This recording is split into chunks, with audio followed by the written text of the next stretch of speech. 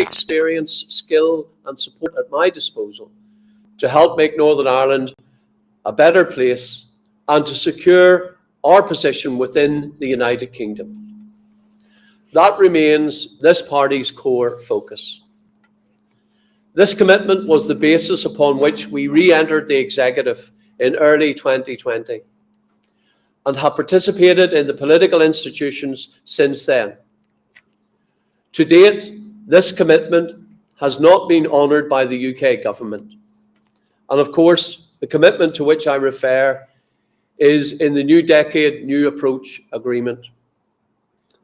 And we have reminded the government of their promise in that agreement to protect Northern Ireland's place within the UK internal market.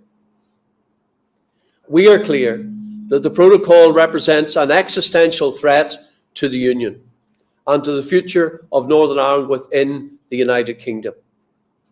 The High Court has ruled that the protocol suspends key elements of the Act of Union, and specifically Article 6, which previously guaranteed the right of every citizen and every business in Northern Ireland to trade freely with the rest of the United Kingdom. The longer the protocol remains, the more it will harm the Union itself. There can be no doubt that we have made progress in convincing others of the merits of our case. Indeed, even our political opponents now talk less about the rigorous implementation of the protocol and more about the need to find solutions to the problems and the difficulties the protocol has created.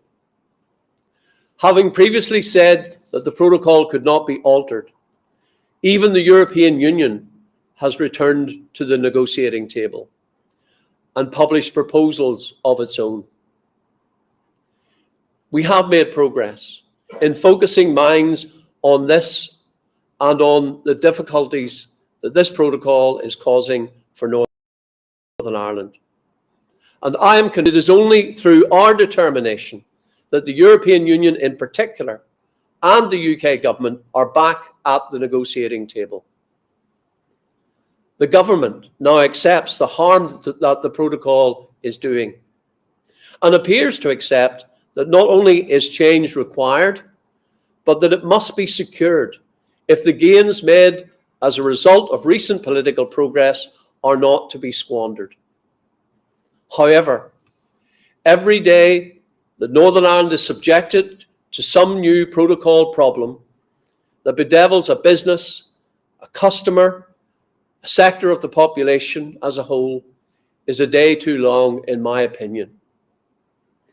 Every single Northern Ireland elected representative, including all of you gathered here this afternoon, know well the number of hours that have been spent trying to advise constituents, businesses in our constituencies about navigating the new arrangements born out of the protocol. In the 217 days that I have been leader of this party, the Northern Ireland Protocol has cost our economy £535 million. That's £2.5 million every single day, and over £100,000 every single hour. It really does beg the question why other parties sit on their hands when our economy is being harmed to the tune of £100,000 every single hour.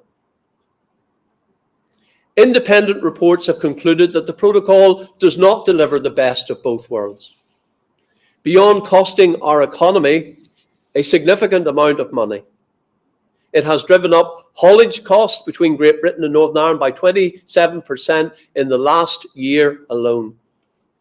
It has placed a border between us and our most important trading partner, Great Britain, despite the fact that we do 4 times more purchases from Great Britain than we do with the Republic of Ireland and the European Union.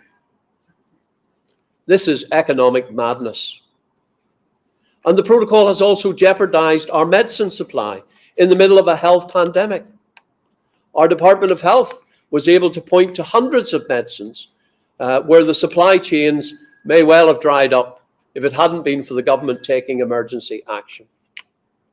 Around kitchen tables, each evening, families are feeling the squeeze with soaring energy bills. People are debating whether to switch on their heating. And yet the stark reality is that we're the government to give a VAT holiday on energy bills, or indeed the announcements made earlier today in the House of Commons. We cannot benefit from many of these government initiatives. Why? Because the Northern Ireland Protocol prohibits us from benefiting from changes such as those proposed by the government to the VAT regime to help householders. Because of the protocol, our own government will not be able to help its own citizens. This is entirely unacceptable. In September, I set out clearly why the protocol needed to be rejected and replaced with arrangements that respected Northern Ireland's place within the United Kingdom. At that time, I had the steps that this party would take. I warned that as leader of the DUP, I was not prepared to lend my hand to a protocol which so fundamentally undermines the Union and the economic integrity of the United Kingdom and Northern Ireland's position within it. I was pleased that we were able to cooperate with the leaders of the other Unionist parties to unite in opposition to the protocol and to publish the Unionist declaration on the protocol on the 28th of September last year.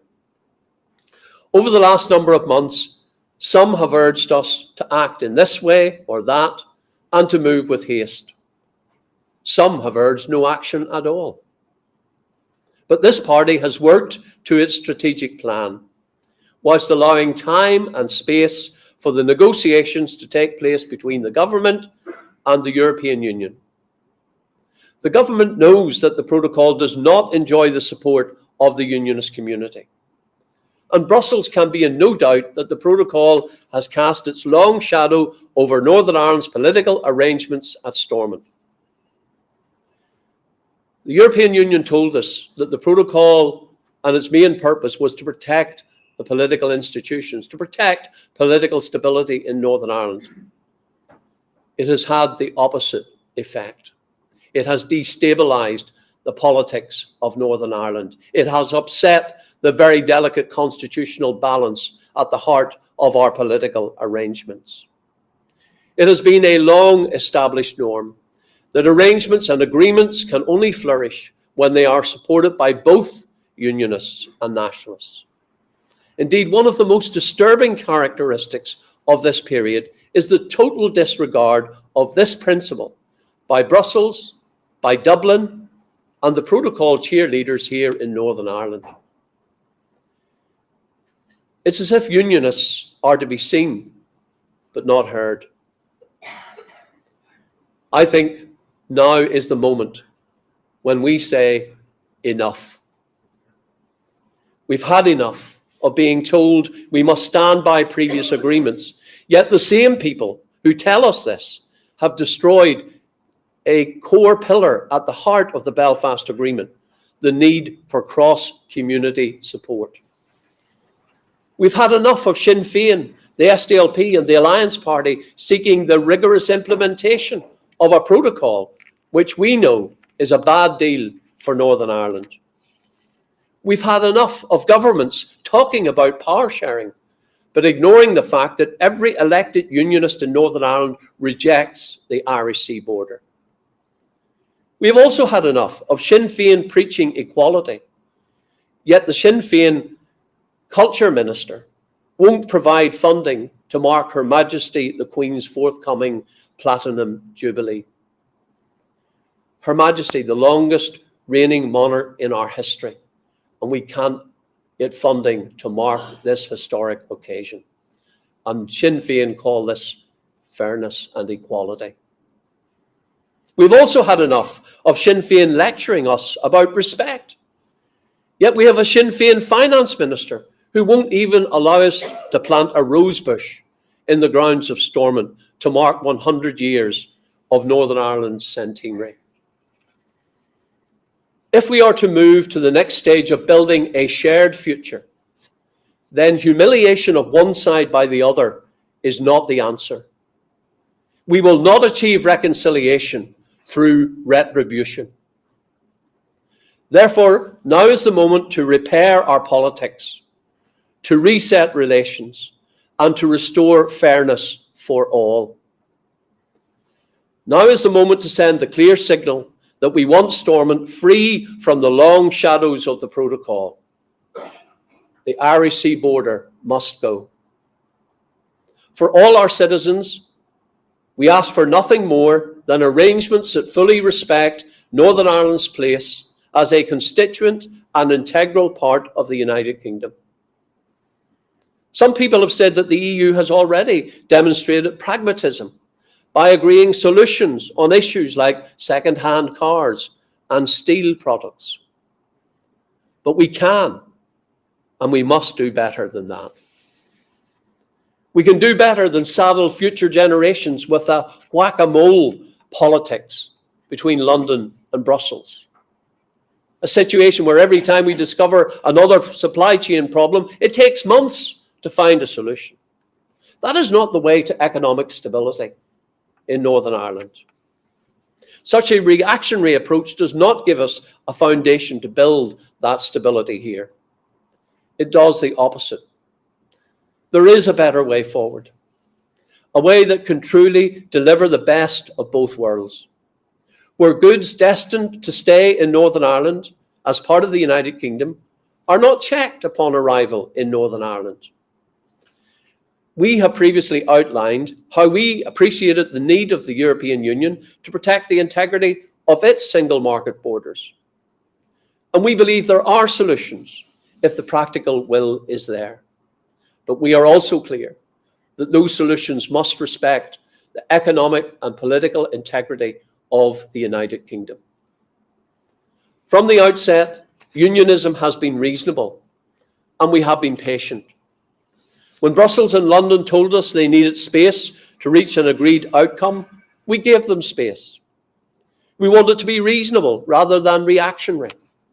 We wanted to be practical rather than pedantic. I want devolution to work and to be respected across all communities in Northern Ireland.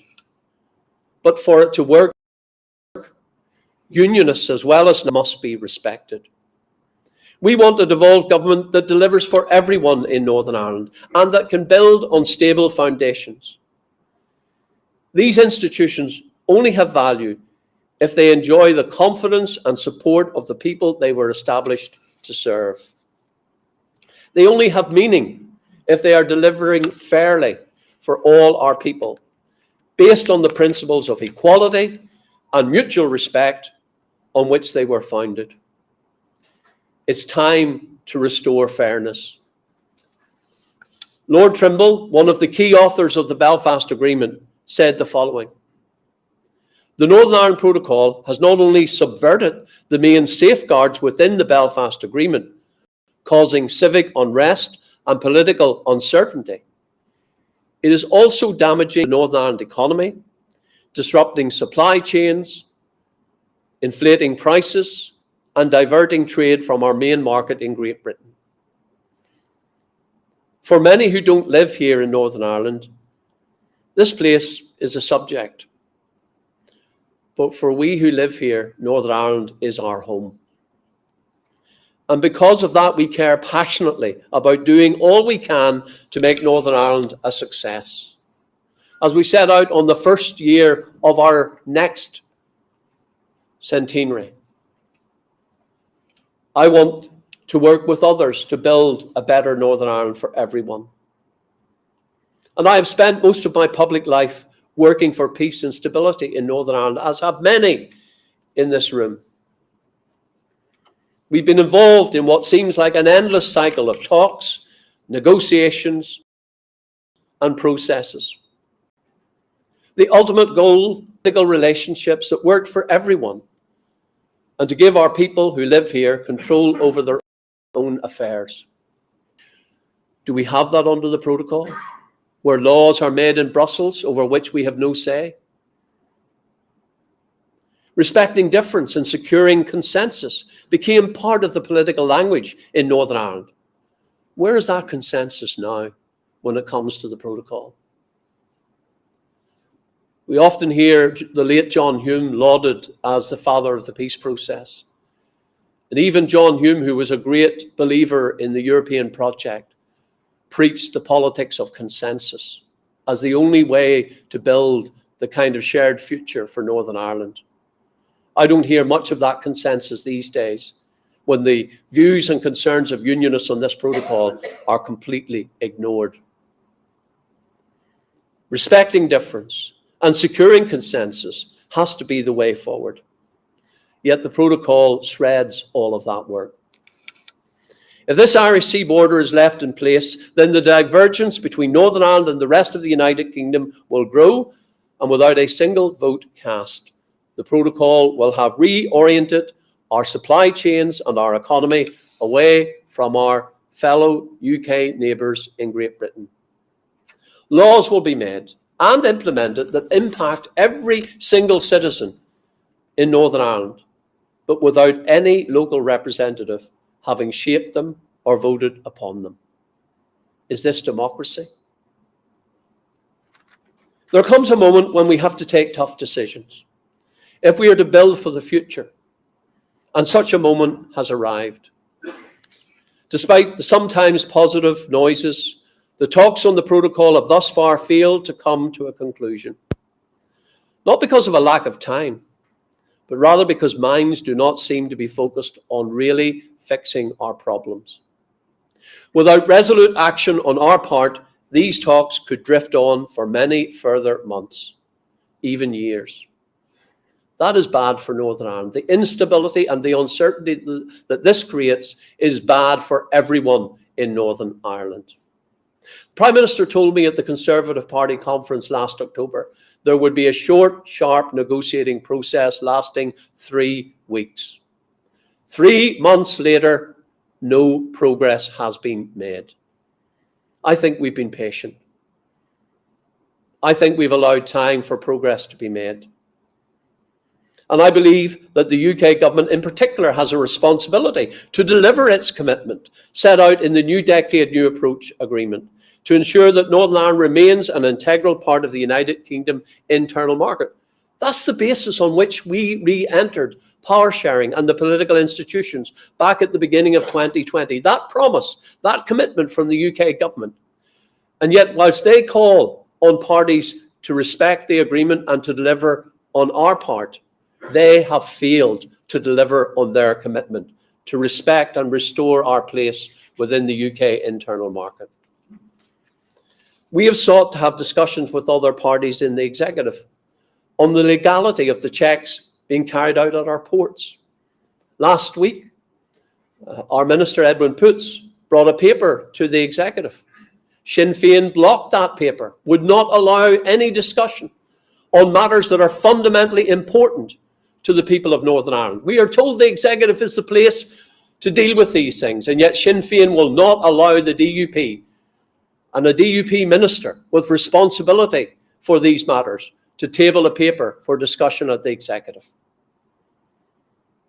Consequently, our Minister Edwin Poots yesterday took action by issuing an instruction to stop these unlawful, unnecessary and unacceptable checks at our ports.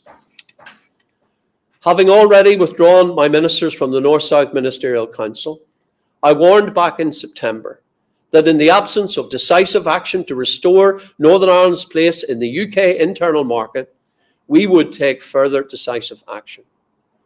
I have given the government and the EU more than enough time to act. The time has now come for us to act and for the people to have their say.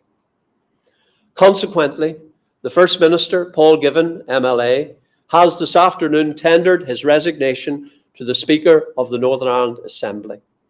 His resignation will take effect from midnight tonight. And I want to pay tribute to Paul for the contribution that he has made to the people of Northern Ireland in providing leadership within the executive during his term of office, for his service to the people of Northern Ireland, and for all that he has achieved during that period of time.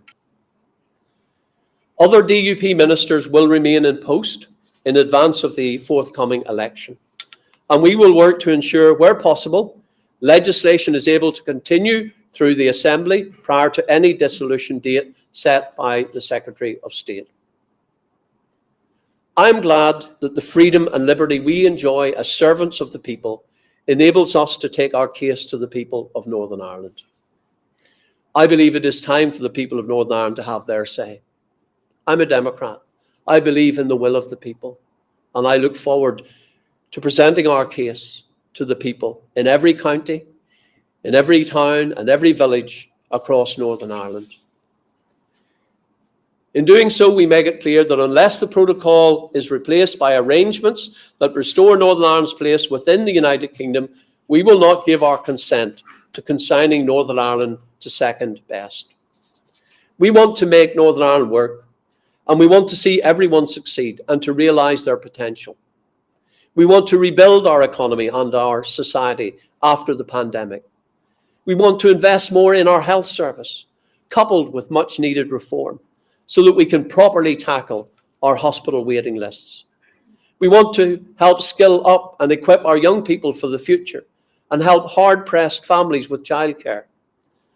But all of this can only be achieved with stability and fairness. We value our British identity, and we respect those who value and cherish their Irish identity. All we ask in return is that others respect our British identity. We want to cherish those who have come to call Northern Ireland their home, from wherever they hail. We value being part of the United Kingdom. We want to celebrate and promote this place that we call home. But to achieve this, we have to tackle the instability eating away at the heart of our institutions if we are to build on firmer foundations. The challenges ahead seem many, but the prize to be secured will be worth all the effort. Thank you.